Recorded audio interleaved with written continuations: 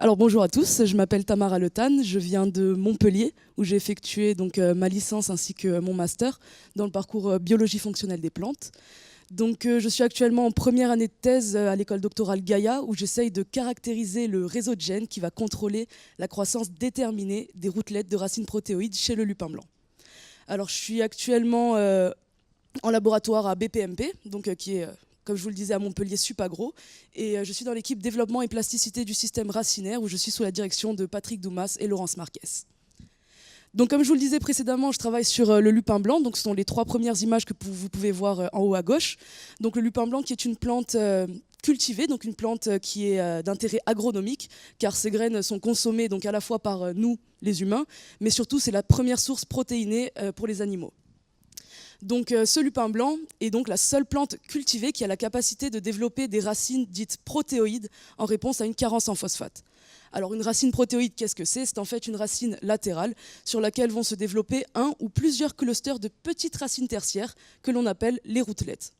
Ces routelettes, elles, ont la capacité d'exuder de grandes quantités de composés, ce qui va permettre en fait de solubiliser le phosphate qui est bloqué dans le sol, qu'elles vont pouvoir par la suite absorber. Donc ces routelettes, elles, possèdent une particularité, c'est qu'elles ont en fait, contrairement à une racine latérale qui va en fait avoir une croissance indéterminée, ceci dû à son méristème, qui est en fait un pool de cellules souches qui va constamment se renouveler, ce qui va permettre la croissance de la racine. Les routelettes, elles, ont une croissance déterminée, ce après quoi elles vont rester physiologiquement actives encore quelques jours, puis entrer en sénescence et mourir.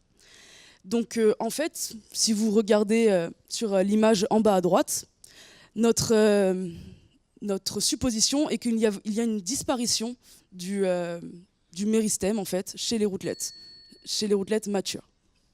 Une minute. Donc en fait, si vous regardez bien sur l'image à droite, vous pouvez voir que les poils absorbants vont recouvrir la totalité de l'apex. Donc l'apex est normalement composé d'une zone méristématique, donc d'un pool de cellules souches. Et ces poils absorbants vont normalement se développer seulement sur des cellules différenciées. Donc en fait, on a bien une perte de cette zone méristématique. Et le but de ma thèse est de mettre en évidence les mécanismes moléculaires qui vont réguler cette croissance déterminée des routelettes.